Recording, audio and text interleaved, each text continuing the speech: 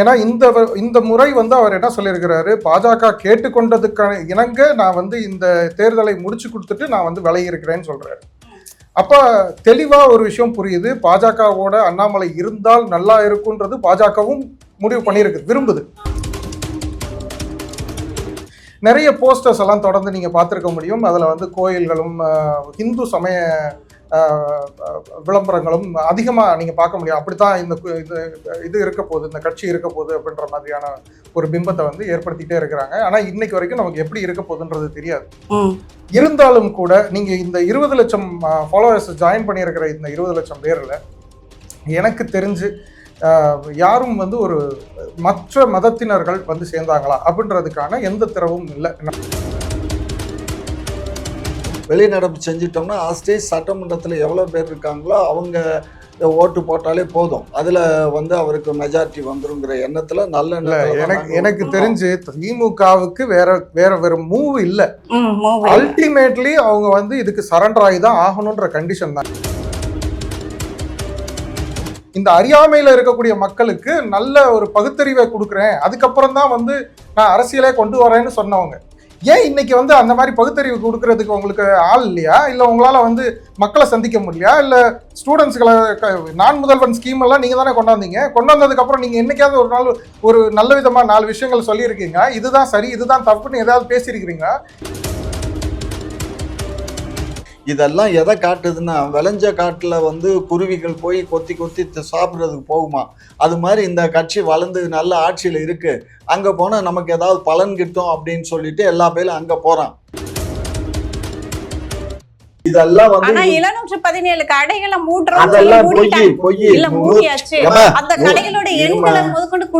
அதெல்லாம் கிடையாதுமா. 117 கடைகள் மூடல. நீங்க டிவியை சரியா பார்க்கல.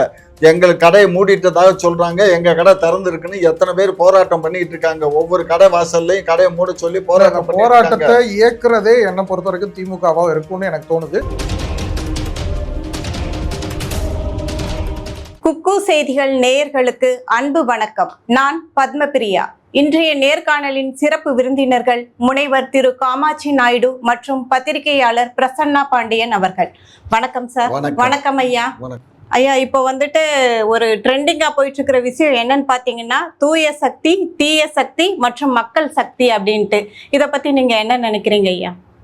இல்ல, மக்கள் சக்தின்னு யாரு? அண்ணாமலை அவர்கள் ஆரம்பித்தது புதுசாக. அண்ணாமலை அவர்கள் வந்து ஏற்கனவே பாரதிய ஜனதா கட்சியில பயணிச்சாரு.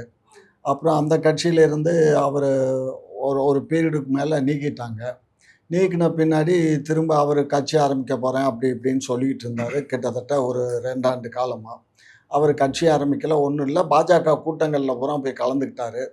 இப்போ கடைசியாக போன 10 நாளைக்கு முன்னாடி கூட டெல்லி போய் பிரதமரை சந்தித்தார், உள்துறை அமைச்சரை சந்தித்தார். எல்லாத்தையும் சந்திச்சுட்டு அவங்க மாநில அகில இந்திய தலைவரையும் சந்திச்சுட்டு ஏர்போர்ட்டில் வந்து இறங்கி உடனே பத்திரிகையாளர்களுக்கு நான் வந்து தனி கட்சி ஆரம்பிக்கிறோம், நாங்கள் ஆகஸ்டா செப்டம்பர்லேயும் நான் வந்து செப்டம்பர் மாதம் நான் வந்து அலௌன்ஸ் பண்ணுறேன் அப்படின்னு சொல்லிட்டு உறுப்பினர் சேர்க்கைன்னு சொன்னார். இப்போ உறுப்பினர் சேர்க்கை வேகமாக போனதாக சொல்கிறாங்க, தகவல் வந்துக்கிட்டு இருக்கு. இது ஒரு நிலைப்பாடு. இது வந்து சிலர் என்ன நினைக்கிறாங்க, தாவேகாவுக்கு எதிராக அவரை வந்து களம் இறக்குறாங்களா அப்படிங்கிற மாதிரி ஒரு போகுது. சிலர் என்ன சொல்கிறாங்க, இவர் வந்து ஆர்எஸ்எஸ்னுடைய கைப்பாவை தான் இவர், அதனால் இவர் ஆர்எஸ்எஸ் தான் இவரை படிக்க வச்சுச்சு, எல்லாமே ஆர்எஸ்எஸ் தான் பண்ணுச்சு, ஆர்எஸ்எஸ் தான் இப்போ தாவேகாவை அடிக்கிறதுக்கு இவரை களம் இறக்குறாங்க அப்படின்னும் சொல்கிறாங்க. அது எது எப்படி இருந்தாலும் அது ஃபீல்டுக்கு வந்தா தானே நமக்கு தெரியும். இன்னும் ஃபீல்டுக்கு வரல இல்லை, வரதுக்கு முன்னாடி அவருக்கு ஆதரவாளர்கள்லாம் நிறைய பெருகிட்டே இருக்காங்களே, நாளுக்கு நாள் நிமிடத்திற்கு நிமிடம் பாத்தீங்கன்னா அவர் ஒரு வெப்சைட் ஆரம்பிச்சிருக்காரு, அதுல அவரை ஆதரிப்போர் வந்து நிறைய. ஆமா, சில மாவட்டங்கள் கூட பாஜகல இருந்து 100 பேர், நேற்று கூட ஒரு 100 பேர் பாஜகல இருந்து விலகி போய் அணைஞ்சிருக்காங்க. திருச்சி பாஜகல இருந்து விலகி இருக்காங்க. இப்படி ஒவ்வொரு மாவட்டங்கள்லையும் விலகி பாஜகல இருந்து போறாங்க. பாஜகவில் இருந்து என்ன பண்ணாங்க? அவங்களால ஒன்றுமே பண்ண முடியலையே. பாஜகவில் இருக்கவங்க தானே அவர்கிட்ட போகிறாங்க. இப்போ அவங்கள வச்சு இவர் என்னம்மா பண்ணார்? எதுவுமே பண்ணலையே. இவர் 3 ஆண்டுகள் பதவியில் இருக்கும்போது எதுவும் பண்ண முடியல. இப்போ பதவி ஒருவேளை தேசிய சக்தி தேசிய கட்சிங்கிற ஒரு அடையாளத்தை விட்டுட்டு வந்து தமிழ்நாட்டுல புதுசா தமிழ்நாட்டு மொழியில அவர் பேசினா மக்கள் ஆதரிப்பாங்க அப்படின்னு வந்திருப்பாரா? இல்லைம்மா, இதுல வந்து நான் பாக்குறது எப்படி அப்படின்னா, திரு அண்ணாமலை அவர்கள் வந்து பாஜகவில் ரொம்ப நாள் பயணிச்சிருக்கிறாருன்றது மட்டும் இல்லை, இப்போ இந்த எலெக்ஷனில் அவருடைய ஸ்டாண்ட் எப்படி இருந்தது அப்படின்றது ரொம்ப முக்கியமாக பார்க்கணும். ஏன்னா இந்த முறை வந்து அவர் என்ன சொல்லியிருக்கிறாரு, பாஜக கேட்டுக்கொண்டதுக்கான இணங்க நான் வந்து இந்த தேர்தலை முடிச்சு கொடுத்துட்டு நான் வந்து விலகி இருக்கிறேன்னு சொல்கிறாரு. அப்போ தெளிவாக ஒரு விஷயம் புரியுது, பாஜகவோட அண்ணாமலை இருந்தால் நல்லா இருக்குன்றது பாஜகவும் முடிவு பண்ணியிருக்கு, விரும்புது. அண்ட் இவரும் வந்து பாஜக சொல்லுதேன்றதுக்காக சரின்னு கேட்டு ஒரு விஷயத்த செய்கிறாரு அப்படின்னா, அண்ணாமலை அவர்களுக்கு அவருடைய அடிப்படை எண்ணத்துல பாஜகவுடைய 2ஆம் பிம்பமாக தான் வந்து அவருடைய புதிய கட்சி இருக்கணும் அப்படின்ற எண்ணம் வந்து ரொம்ப தெளிவா தெரியுது இதுல. இன்னொரு விஷயம் பாத்தீங்கன்னா, இப்ப கிட்டத்தட்ட ஒரு 20 லட்சம் ஃபாலோவர்ஸ் வந்து அவங்க இதுல வந்திருக்கிறாங்க. யாரும் வந்து எந்த கட்சியும் விட்டுட்டுலாம் வரல. அவங்க வந்து பாஜகவில் இருக்கிறாங்க, பாஜகவில் தான் இருக்கிறாங்க. ஏன்னா இன்னும் அது கட்சியாக மாறலை, இன்னும் அது குழந்தை பிறக்கவே இல்லைன்றது தான் கண்டிஷன். அண்ட் அண்ணாமலை அவர்கள் கேட்குற விஷயங்கள்லாம் பார்த்தீங்கன்னா, வி த லீடர் அப்படின்ற ஒரு கான்செப்டில் ஒரு எடுத்துகிட்டு வர்றாரு. இது நாமெல்லாம் வந்து ஒரு தலைவர்களே அப்படின்ற ஒரு கான்செப்டில் எடுத்துகிட்டு வர்றது. இது வந்து கிட்டத்தட்ட ஆர்எஸ்எஸோடைய சித்தாந்தம் தான். அதாவது நம்ம எல்லாரும் சோல்ஜர்ஸ்ன்றத மீறி அவங்கெல்லாம் நம்ம எல்லாருமே வந்து இதற்காக நம்ம எல்லாருமே ஒரு தலைவராக இருந்து தான் நம்ம வந்து அதை காப்பாற்றணும் அப்படின்னு சொல்கிற மாதிரியான விஷயம். நிறைய போஸ்டர்ஸ் எல்லாம் தொடர்ந்து நீங்கள் பார்த்துருக்க முடியும். அதில் வந்து கோயில்களும் ஹிந்து சமய விளம்பரங்களும் அதிகமாக நீங்கள் பார்க்க முடியும். அப்படித்தான் இது இருக்க போகுது, இந்த கட்சி இருக்க போகுது அப்படின்ற மாதிரியான ஒரு பிம்பத்தை வந்து ஏற்படுத்திகிட்டே இருக்கிறாங்க. ஆனால் இன்னைக்கு வரைக்கும் நமக்கு எப்படி இருக்க போகுதுன்றது தெரியாது. இருந்தாலும் கூட நீங்கள் இந்த 20 லட்சம் ஃபாலோவர்ஸ் ஜாயின் பண்ணியிருக்கிற இந்த 20 லட்சம் பேரில் எனக்கு தெரிஞ்சு யாரும் வந்து ஒரு மற்ற மதத்தினர்கள் வந்து சேர்ந்தாங்களா அப்படின்றதுக்கான எந்த தரவும் இல்லை. நமக்கு இது வரைக்கும் எந்த தரவும் தரப்படவில்லை. அது மட்டும் இல்லாமல் இதை நீங்கள் வந்து விஜய்க்கு எதிரான ஒரு கட்சியா அப்படின்னு பார்த்தீங்க அப்படின்னாக்க, இன்னும் ஃபியூச்சர் வந்து எப்படி இருக்கும் அப்படின்றது விஜயோட பாயிண்ட் ஆஃப் வியூவில் அப்படின்னு பார்த்தோம் அப்படின்னா, திரு விஜய் அவர்கள் ரொம்ப தெளிவாக ஆரம்பத்துல இருந்து சொல்லிட்டு இருக்காரு, கட்சியில எனக்கும் திமுகவுக்கும், அதாவது தாவேகாவுக்கும் திமுகவுக்கும் மட்டும்தான் இங்கே போட்டியே அப்படின்னு அவர் ஆரம்பத்தில் சொல்லும் போது, இந்த எலெக்ஷன் வரைக்கும் பார்த்தீங்கன்னா யாருமே அதை ஒத்துக்கல. இன்ஃபேக்ட் வந்து திமுகவே அதை ஏற்றுக்கல. திமுகவே வந்து ரொம்ப காலமாக வந்து அதிமுகன்னு ஒரு பெரிய பிம்பம் இருக்குது, அதை வந்து உடைச்சிட்டு நீ எப்படா வர முடியுன்ற மாதிரி ஒரு கேள்வியை கேட்டுக்கிட்டே இருந்தாங்க. இன்னைக்கு ரொம்ப தெளிவாகவே மக்களுக்கும் நல்லா புரியும். அதாவது தொடர்ந்து நீங்கள் பார்க்க முடியுது, ஒவ்வொரு நாளைக்கும் அட்லீஸ்ட் ஒரு எம்எல்ஏவோ இல்லை ஒரு முக்கிய எம்பியோ ஒருத்தரோ வந்து தொடர்ந்து வந்து அதிமுகவில் வந்து தாவேக்கால சேர்ந்துக்கிட்டே இருக்கிறாங்க. அப்போது இங்கே வந்து நீங்கள் கேட்ட அந்த கேள்வியிலேயே தூய சக்தியா இல்லை தீய சக்தியா இல்லை மக்கள் சக்தியா, இப்போ இந்த 3 தான் கேட்குறீங்க. தொடர்ந்து ரொம்ப காலமாக வந்து அதிமுகன்ற ஒரு பெரிய ஆளுமையை பற்றி நீங்கள் கேட்கவே இல்லை, மறக்க ஆரம்பிச்சிட்டோம். ஒரு நெறியாளராக நீங்களே அதை யோசிக்கலை அப்படின்றப்போ இதுதான் வந்து ஒரு மிகப்பெரிய ஒரு பிராண்டை அளிக்கக்கூடிய ஒரு யுக்தி.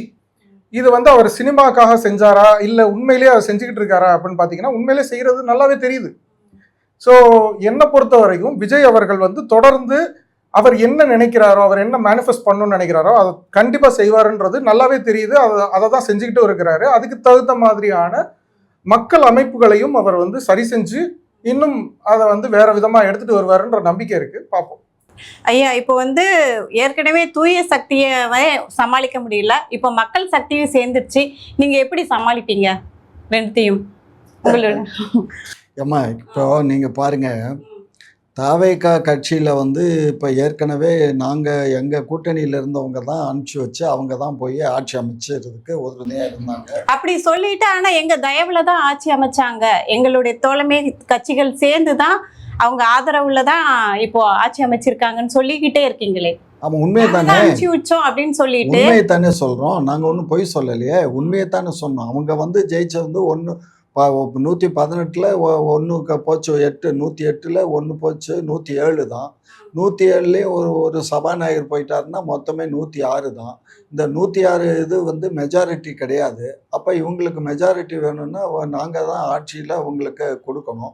அது ஏற்கனவே எங்கள்கிட்ட இருந்தவங்க எங்கள்கிட்ட கேட்காமலே காங்கிரஸ் அங்கே போனாங்க. அதுக்கப்புறம் எங்கள்கிட்ட கேட்டுட்டு விடுதலை சிறுத்தைகள், கம்யூனிஸ்ட்டுகள் எல்லாம் எங்கள் முஸ்லீம் லீக்கு இவங்க 4 பேரும் எங்கள்கிட்ட கேட்டுட்டு அங்கே போய் கூட்டணிக்கு ஆதரவு கொடுத்து அவங்க அந்த இதில் ஜெயிக்க வச்சாங்க. இந்த சூழ்நிலையில் அவர் என்ன பண்ணார், அனைத்து இந்திய அண்ணா திராவிட முன்னேற்ற கழகத்தை உடைச்சு அதில் ஒரு 25 பேரை எடுத்து கொண்டுட்டு வந்து சட்டமன்றத்தில் இவருக்கு ஆதரவு கொடுக்க சொன்னாங்க.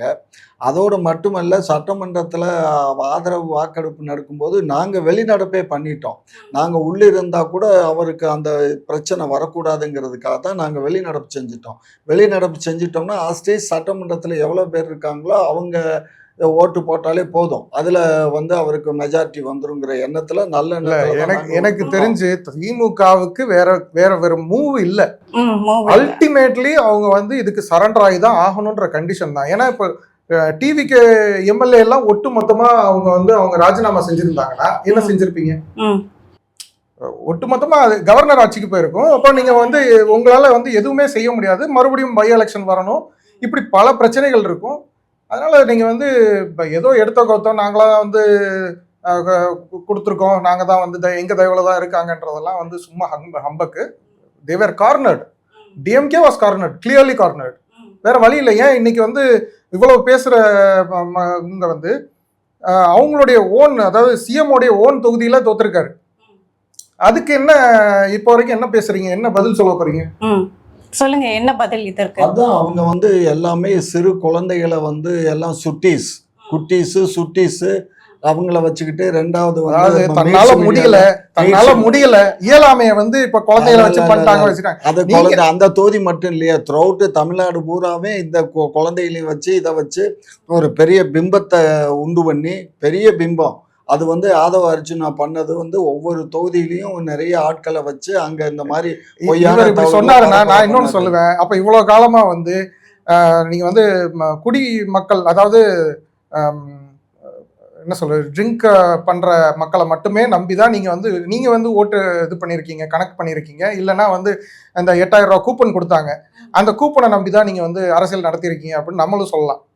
அப்போ எது உண்மை? அப்போ இல்லை, அதாவது உண்மை அப்படிங்கிறது வந்து இவங்க வந்து ஓட்டை பர்ச்சேஸ் பண்ணுறதுக்கு 100க்கு 100 குழந்தைகளை சுட்டீஸை வந்ததும், ரெண்டாவது பெண்களை வந்து நான் அண்ணன் இருக்கேன், அண்ணன் சீரு கொடுப்பேன், உங்களுக்கு வந்து தாலிக்கு தங்கம் கொடுப்பேன், நீங்களும் தான் மாதம் 2000 கொடுக்குறேன், நான் மாதம் 2000 தர்றேன், பஸ் இலவசம் பண்றேன். நாங்க ஏற்கனவே இலவச பஸ் நாங்க வந்து கொடுத்தோம். அது கொடுத்தோம், அது பிங்க் பஸ் நாங்க கொடுத்தோம். அதுக்கு அடுத்து வந்து மாதம் 1000 ரூபா போட்டுக்கிட்டு இருந்தோம். அதுக்கு அடுத்து இந்த தேர்தலில் ஜெயிச்சா நாங்கள் வந்து 2000 ரூபா கொடுக்குறோம். அதுக்கப்புறம் ஒரு 8000 ரூபாய்க்கு கூப்பன் கொடுக்குறோம், உங்களுக்கு தேவையான பொருள்கள் வாங்கிக்கோங்க நாங்கள் சொன்னோம், இல்லைன்னு சொல்லலை. அதுக்கு இடையில நாங்கள் கடைசி மந்த் எலெக்ஷன் வர்றதுக்கு முன்னாடியே ஒவ்வொரு இதுங்களுக்கு 1000 ரூபா வாங்குறவங்களுக்கெல்லாம் 5000 ரூபா போட்டு விட்டோம். இதெல்லாம் வந்து இந்த வெயில் காலத்தில் பாவம் அவங்க வெளியில் போய் வேலை வெட்டி பார்க்க முடியாது, பெண்கள் வீட்டில் இருந்தே அவங்களுக்கு தேவையானதை பூர்த்தி பண்ணிக்கட்டுங்கிற நல்ல எண்ணத்தில் தான் நாங்கள் அதெல்லாம் பண்ணணும். ஆடு நினைதேன்னு ஓனாய் கவலைப்பட்டதான் அந்த கதையா இருக்குது. அப்படியெல்லாம் அப்படி நினைச்சுக்கிட்டு இருந்தா நினைச்சிட்டு இருக்க வேண்டியதுதான். அதெல்லாம் நம்ம வந்து எடுத்துக்க வேண்டிய அவசியம் இல்லம்மா. நாங்க மக்களுக்கு மக்கள் சேவை செஞ்சோம். மக்கள் சேவை தான் செஞ்சோம். மக்கள் வந்து அறியாமையின் காரணமாக இந்த இடத்துல எனக்கு இன்னொரு சந்தேகம் இருக்கு. இப்ப அறியாமைன்னு சொல்றாங்க, தொடர்ந்து திராவிடத்தையும் திராவிட மாடலையும் நிலைநிறுத்தணும்னு ஒரு போராட்டத்துல இருக்கிற ஒரு கட்சி அது. இந்த கட்சியோடைய ஆரம்பத்தை பார்த்தீங்கன்னா, திமுகவுடைய ஆரம்ப காலங்கள் முதல்ல அண்ணாதுரை அவர்கள் வந்து முதல்வர் ஆகிற காலத்துல இருந்து இன்னைக்கு வரைக்கும் அவர்கள் வந்து இந்த அறியாமையில இருக்கக்கூடிய மக்களுக்கு நல்ல ஒரு பகுத்தறிவை கொடுக்குறேன், அதுக்கப்புறம் தான் வந்து நான் அரசியலே கொண்டு வரேன்னு சொன்னவங்க. ஏன் இன்னைக்கு வந்து அந்த மாதிரி பகுத்தறிவு கொடுக்கறதுக்கு உங்களுக்கு ஆள் இல்லையா? இல்லை உங்களால வந்து மக்களை சந்திக்க முடியலையா? இல்லை ஸ்டூடெண்ட்ஸ்களை நான் முதல்வன் ஸ்கீம் எல்லாம் நீங்க தானே கொண்டாந்தீங்க, கொண்டாந்ததுக்கு அப்புறம் நீங்க என்னைக்காவது ஒரு நாள் ஒரு நல்ல விதமா 4 விஷயங்கள் சொல்லியிருக்கீங்க, இதுதான் சரி இதுதான் தப்புன்னு ஏதாவது பேசியிருக்கிறீங்களா? எத்தனை கல்லூரிகள்ல எத்தனை பேச்சாளர்கள் இன்னும் உருவாக்கி இருக்கிறீங்க? இன்னும் மறுபடியும் நீங்க டிக்டாக் ரேஞ்சுக்கு இறங்கில வர்றீங்க, சோசியல் மீடியாக்குள்ள வந்துட்டீங்க. நீங்க ஐடி டிபார்ட்மெண்ட் எல்லாம் நம்பி உட்காந்துட்டு இருக்கீங்க. நீங்க இல்லை அதாவது கல்லூரிகளில் போய் அரசியல் பேச இயலாது. இதுக்காக எங்களுடைய இளைஞரணி இருக்கக்கூடியவங்களுக்கு மாவட்டங்கள் தோறும் நாங்கள் இளைஞரணி கூட்டம் போட்டு அவங்களுக்கு அரசியல்னா என்ன, எப்படி நடந்துக்கணுங்கிறத வந்து நாங்கள் கிளாஸ் எடுத்தோம். கிட்டத்தட்ட 2 நாள் 3 நாள் கிளாஸ் இது எனக்கு தெரிஞ்சு அவங்க புரிஞ்சுக்கிட்டதுக்கு அப்புறம் தான் மாணவர் அணின்னு போட்டு இப்போ ரீசெண்டாக இந்த இதெல்லாம் பண்ணிட்டு இருக்கிறாங்க. இது ஒட்டு மொத்தமாக அவங்களுடைய இயலாமை. இவ்வளோ நாளாக வந்து அவங்க இந்த பக்கமே கான்சன்ட்ரேட் பண்ணலை. மக்கள் என்ன நினைப்பில் இருக்கிறாங்க, மக்களுக்கு என்ன தேவைன்றதை தெரிஞ்சுக்கிறதுக்கு கூட அவங்களால இறங்கி வர முடியல. இதுதான் பிரச்சனை. இது வந்து தாவேக்காவும் சரி, தாவேக்காவும் நாளைக்கு வந்து இதே மாதிரி ஒரு ஸ்டாண்ட் எடுத்துட்டாங்கன்னா அவங்களுக்கும் இதே ப்ராப்ளம் இருக்கும். அவங்க வந்து தொடர்ந்து மக்களோட அண்டர்ஸ்டாண்டிங்ஸோட ஒர்க் பண்ணாங்கன்னா கண்டினியூ பண்ண முடியும். இப்போ நீங்க சொன்னீங்க இளம் தலைமுறையினர் எல்லாம் அவங்க வந்துட்டு சோசியல் மீடியால இது பண்றாங்க அப்படின்னு சொல்லிட்டு, நீங்க ஒரு கூட்டத்தை இப்போ ஜென்சி அப்படிங்கிற ஒரு கூட்டத்தை வேற உருவாக்கி வச்சிருக்கீங்க. அவங்க எல்லாம் என்ன சொல்றாங்க அப்படின்னா, நாங்க கொத்தடிமையா இருக்கிறதுல பெருமைப்படுறோம் அப்படின்றாங்க. நாங்க 200 ரூபாய் ஊபிஸ் தான் அப்படின்னு வேற சொல்லியிருக்காங்க. என்ன சொல்லி தரீங்க இளம் தலைமுறை? இல்ல நாங்க அப்படி சொல்லலை. நீங்க எல்லாரும் 200 ரூபாய் யூபிஎஸ், என்னையவே 200 ரூபாய் யூபிஎஸ் தானே சொல்றாங்க.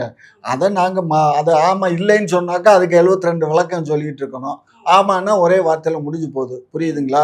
யாரும் ரூபாயை வாங்கிக்கிட்டு யாரும் இங்க ஊபிஎஸ் யாரும் வரல. இல்ல ஒரு இளம் தலைமுறையினரை வந்து இந்த மாதிரி பேசிட்டு இருக்காங்களே, அது எந்த நீங்க பேசுறதுக்கு நாங்க பதில் கொடுத்தோமே தவிர நாங்க பேசிட்டு தெரியல. இப்ப நடக்கக்கூடிய இந்த தாவேக்கா ஆட்சி வந்து இன்னைக்கோட எவ்வளவு நாள் ஆகுது? 30 நாள். கரெக்டா 30 நாள் தான் ஆகுது. இந்த 30 நாளுல கிட்டத்தட்ட 600க்கு அதிகமான அக்கரன்ஸ் நடந்திருக்கு. திமுக ஆட்சியில கூட இவ்வளவு இல்ல, அதை காட்டிலும் ட்ரிபிள் மடங்கு அதிகமா நடந்ததாகவும் நீங்க வந்து மீடியால எல்லாம் அப்படி எல்லாம் இல்ல. இப்ப மீடியாக்கு ஃப்ரீடம் யார் சொன்னா? தாவேக்கா தாமா மீடியா பூரா கையில வச்சிருக்கு.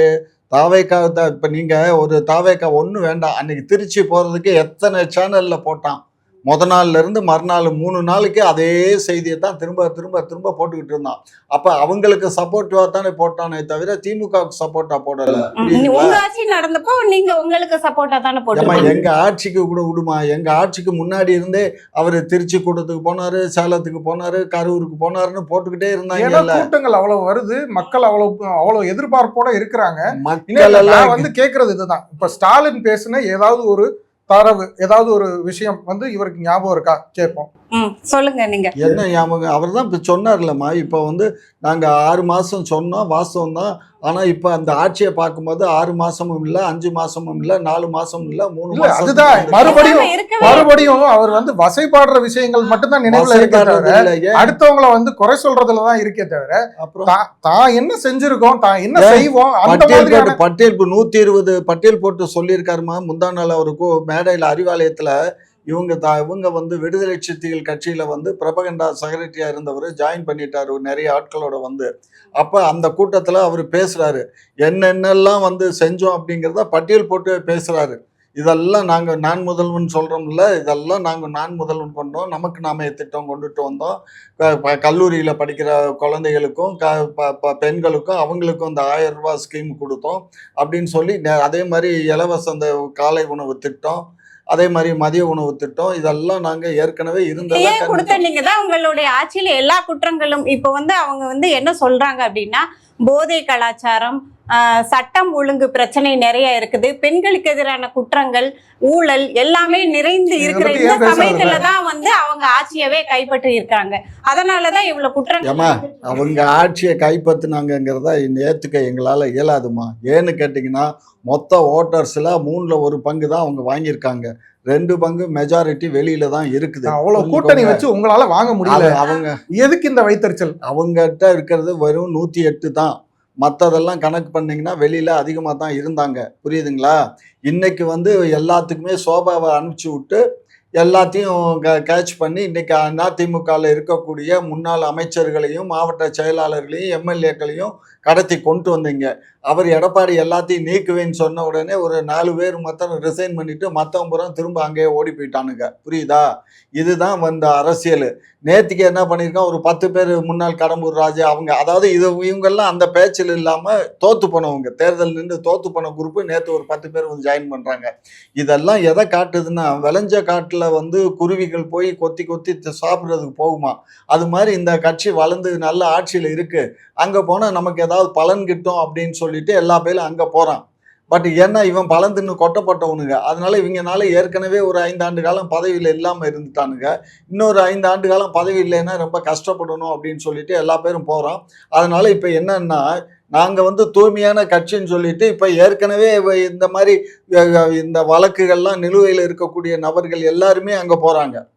இப்போ அதிமுகவில் இருக்கவங்க யாருமே நிரபராதி இல்லை, எல்லாரு பேர்லையும் குற்றச்சாட்டு இருக்கு, எல்லாமே பதியப்பட்டு இருக்கு. உங்களுடைய ஆட்சியில இருந்த அமைச்சர்கள் மேலேயும் குற்றச்சாட்டுகள் நிறைய இருக்கு. குற்றச்சாட்டு நிறைய இருக்கலாம். ஒரே ஒரு 2 ஒன்றும் பாலாஜி மேல இருக்குது, அது இன்னுமே சார்ஜ் ஷீட்டை இன்னுமே அவன் ஃபைல் பண்ணலை இடி, புரிஞ்சுக்கோங்க. 2வது வந்து நேரு பேர்ல நேற்றுக்கு 3 நாளைக்கு நேற்றே முந்தா நாள் தான் எஃப்ஐஆர் போட்டிருக்காங்க. அது 634 கோடி ஊழல் ஊழல்னு சொல்லி எஃப்ஐஆர் போட்டிருக்காங்க. அது எஃப்ஐஆர் தானே. நாங்க அதாவதுமா குற்றம் சமத்தப்பட்டதுங்கிறது வேறடா, குற்றங்கள் நிரூபிக்கப்பட்டதுங்கிறது வேற. குற்றங்கள் நிரூபிக்கப்பட்டதுன்னா யார் மேல குற்றங்கள் நிரூபிக்கப்பட்டது? ஜெயலலிதா மேல நிரூபிக்கப்பட்டது, சசிகலா மேல நிரூபிக்கப்பட்டது. அவங்களாம் ABCD 4 பேசிட்டு இருக்கீங்க. ஆமா, நிரூபிக்கப்பட்டா நாங்களும் குற்றவாளியாகி நாங்களும் சிறைக்கு போவோம்ல, அப்ப பாப்போம். சரி, நீங்க அதனால எத்தனை முறை ஆட்சியை குற்றம் சுமத்தப்பட்டு முத ஜெயலலிதா வந்து டிக்கு உடைய நிலத்தை அவங்க எடுத்துக்கிட்டாங்கன்னு சொல்லி தான் முத ஜெயிலுக்கு போனாங்க. அதுக்கப்புறம் திரும்ப வந்து தான் ஆண்டிப்பட்டி தொகுதியில் நின்று வெற்றி பெற்றாங்க. புரியுதுங்களா? நானெல்லாம் அந்த தேர்தல் பிரச்சாரத்துக்கு போய் தான் அந்த அம்மாவுக்கு வெற்றி வாய்ப்புக்காக பாடுபட்டேன். அதனால ஒவ்வொரு காலகட்டங்கள்லையும் ஒவ்வொன்றும் நடக்கும். இதெல்லாம் நம்ம பெருசா எடுத்துக்க முடியாது. ஆனா மொத்தத்துல இன்னைக்கு வந்து தாவேக அரசு ஆட்சி பொறுப்பு ஏற்று 30 நாளையில 600க்கும் அதிகமான குற்றச்செயல்கள் நடந்திருக்கு. தினமும் கற்பழிப்பு, கொலை. நேத்திக்கெல்லாம் பாத்தீங்கன்னா ஒரு இவனை வந்து அப்படியே வெட்டி, குடும்ப பிரச்சனை இல்ல, ஒரு ரவுடியை வந்து திருச்சியில வந்து நேற்று நைட்டு வந்து வெட்டிட்டானுங்க. வெட்டி ஒரு முஸ்லீம் அந்த ரவுடி, அவன் 25 வயசு, அவனை வெட்டி கொண்டு விட்டானுங்க. அதுக்கப்புறம் வந்து இதுல நம்ம திருநெல்வேலியில அதே மாதிரி 2 பேர்த்த வெட்டி கொண்டு இருக்கானுங்க. இது அதாவது இது கணக்கில் அடங்காத கொலை நடந்துகிட்டு இருக்குடா. அதே மாதிரி ரேப்பரிப்பு, நேற்றுக்கு ஒரு ரேப் நடந்திருக்கு இதுல தான், சேலத்துல. ஸோ ஏற்கனவே சேலத்தில் இந்த அம்மாப்பட்டியிலே அதுவே ஒரு 10 வயசு பண்ண இது பண்ணான்னு சொல்லி ஒரு 10 பேரை அரெஸ்ட் பண்ணானுங்க. இது வந்து தினத்துக்கு நடக்குது.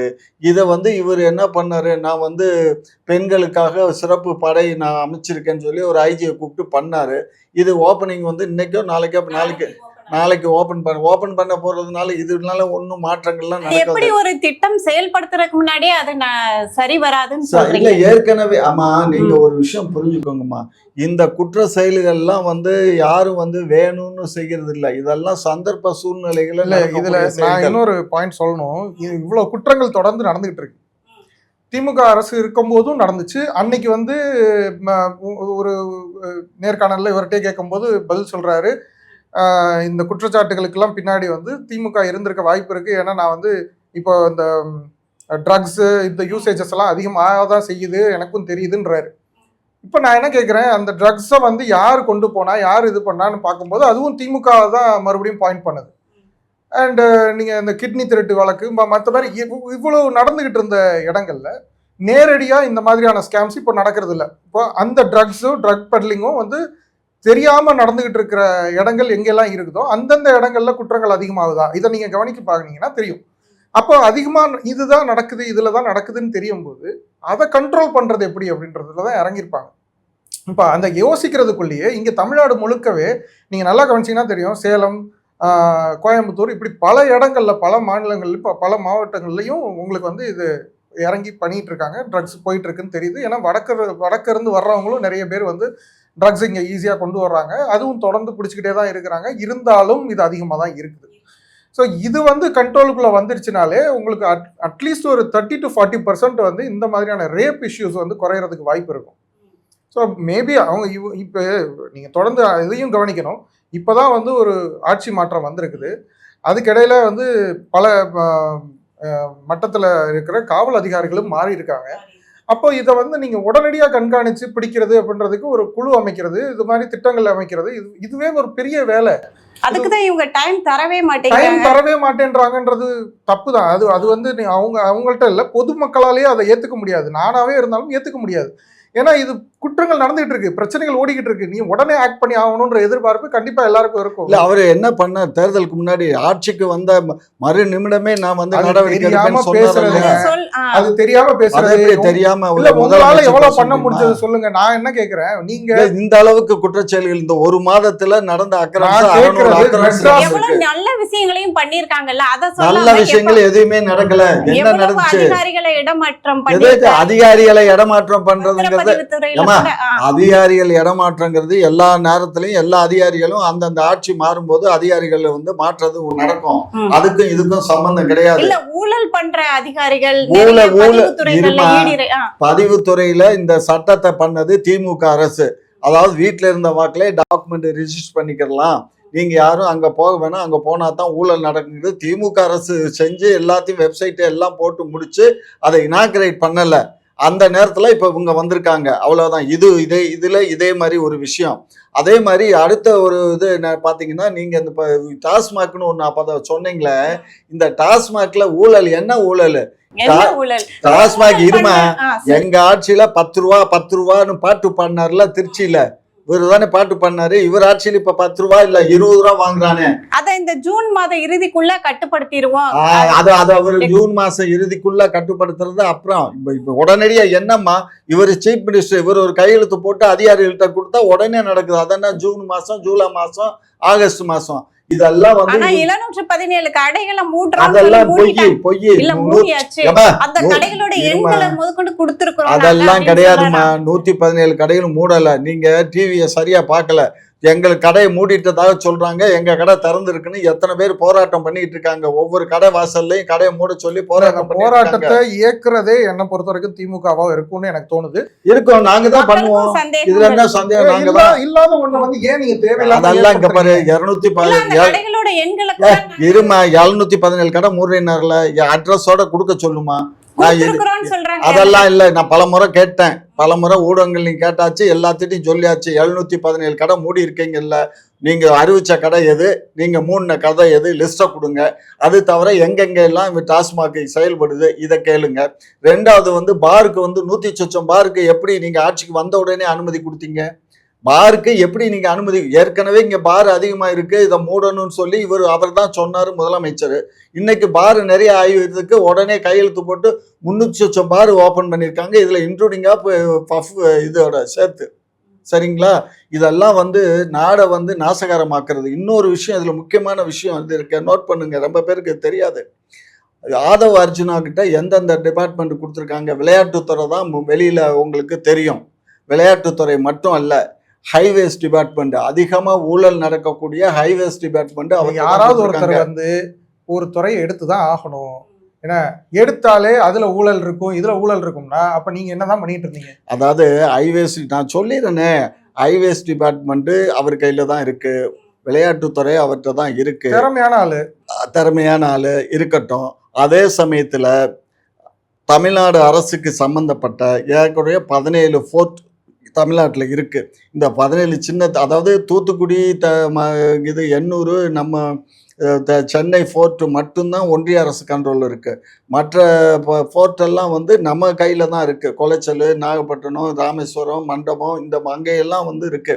இந்த ஃபோர்ட் மூலியமா தான் இப்போ வந்து ஜான் பிரிட்டோன்னு சொல்லி நம்ம இவருடைய மைத்துனர், யாரு, நம்ம மார்டினுடைய மைத்துனர், அந்த எம்எல்ஏ வந்தாங்களே, அவங்களுடைய தம்பி, அவர் வந்து என்ன பண்றாரு, இதுல இருந்து நம்ம இலங்கை வழியா ஏற்கனவே ஒரு 100 கிலோ கஞ்சா வந்து அது பிடிச்சதாக 4 நாளைக்கு முன்னாடி பார்த்துருப்பீங்க. நேற்று ஒரு 200 சொச்சம் கோடிக்கு உள்ள கஞ்சா பிடிபட்டது.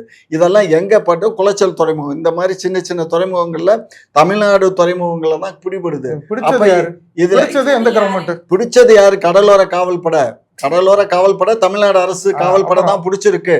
பட் ஆனா அந்த கடத்தல்லாம் பண்றது யாரு? நீங்க அங்க பாருங்க, யாரு? ஆதவ அர்ஜுனாவுடைய சித்தப்பா. புரிஞ்சுக்கோங்க, இதெல்லாம் வந்து இவங்களே வச்சதை இவங்களே எடுக்கிறாங்கன்னு எப்படி நீங்க அவங்களே பேசுறீங்க? அதெல்லாம் இங்க பாரு இப்ப பிடிச்சி ஏன் எடுக்கணும் அது எடுக்க போலீஸ்க்கு இன்ஸ்ட்ரக்ஷன்ஸ் கொடுக்க முடியாது. அதுல கண்டுக்காத விட்டுட்டு எல்லாம் சொன்னாக்கா அது ஏன் நீங்க சொன்னதே இல்லையா திமுக ஆட்சியில அப்படி எல்லாம் கிடையாது. திமுக ஆட்சியில யாரும் இப்ப ஏற்கனவே ஜாபர் சாஹிபை வந்து டெல்லியில பிடிச்சி டெல்லியில அவனை அரெஸ்ட் பண்ணாங்க. எங்களுக்கு தெரிய வந்த உடனே அவனை கட்சியை விட்டு நீக்கணும். ஒருத்தன் வந்து இதுல வந்து பஸ் ஸ்டாண்ட்ல வந்து ஒரு 80 கிலோவோ 85 கிலோ வச்சிருந்தான்னு மெத்து அதை பிடிச்சாங்க. அவனை உடனே பிடிச்சி கேஸை போட்டு உள்ள தள்ளி விட்டோம். அதனால யாரு நாங்க வந்து அவ்வளவு ஈஸியா யாரையும் அனுமதிக்கிறது சொல்லும். அதாவது வந்து இன்றைக்கு வந்து மது கலாச்சாரம் போதை கலாச்சாரங்கிறது வந்து இருக்கான்னா 100க்கு 100 இருக்கு. எல்லா இடத்துலயும் இருக்கு. எல்லாத்தையும் எல்லா நாட்டிலும் இருக்கு. அதெல்லாம் அதிகமா வந்து இங்க தமிழ்நாட்டுல தான் சும் பண்றோம். மற்ற நாட்டுல எல்லாம் வந்து ஏதோ குளிர் பிரதேசங்கள்ல அது மது சாப்பிட்டா கொஞ்சம் உஷ்ணமா இருக்கும் இதமா இருக்கும்னு சாப்பிடுவான். இவன் இங்க என்னடான்னா கோட்டர் சாப்பிடுவான். கோட்டருக்கு சாப்பிட்ட உடனே இன்னொரு கோட்டர் ஃபேக்டரி யார்கிட்ட இருந்தான்னா நாங்க வந்து எதை வேணாலும் நாங்க தயார் பண்ணுவோம். அது நீங்க கவர்மெண்ட் தானே எங்கள்கிட்ட ஆர்டர் போட்டு வாங்குது. இப்போ நீங்க இந்த கவர்மெண்ட் வந்துச்சு இல்ல எங்கள்கிட்ட ஃபேக்டரிக்கு நீங்க நாங்க ஆர்டர் இங்க உங்களுக்கு கொடுக்க மாட்டோம்.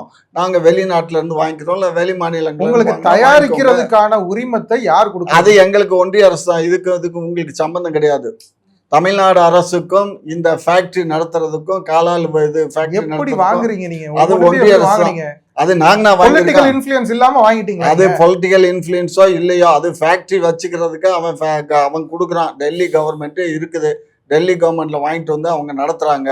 நான் என்ன சொல்ல இன்டர்ன் நீங்க போடாதீங்க. டெல்லி கவர்மெண்டே நீங்க திட்டுற மாதிரி திட்டிட்டு பின்னாடி போயிட்டு நீங்க வந்து எல்லா வேலையிலும் செஞ்சுக்கிறீங்கன்னு தான் நாங்க சொல்றோம். நீங்க என்ன வேணாலும் சொல்லுங்க. ஒரு விஷயம் நல்லா புரிஞ்சுக்கோங்கம்மா. அதாவது வந்து இப்ப நான் என்ன கேட்கிறேன்னா நீங்க எங்கள்கிட்ட கொள்முதல் பண்ணா தானே. கொள்முதல் பண்ணாம விடுங்க. யாரும் உங்களை கொள்முதல் பண்ண சொல்லி நாங்க கட்டாயப்படுத்த இயலாது. கவர்மெண்ட் இப்போ எல்லாமே இந்த கவர்மெண்ட் கண்ட்ரோல்ல தானே அதிகாரி பூரா இருக்காங்க. அவையா நீ இந்த இங்க இருக்க 4-5 ஃபேக்டரியில போடாத அப்படின்னு சொல்ல வேண்டியது தானே. அடுத்தடுத்து வர காலங்கள்ல சொல்லுவாங்க.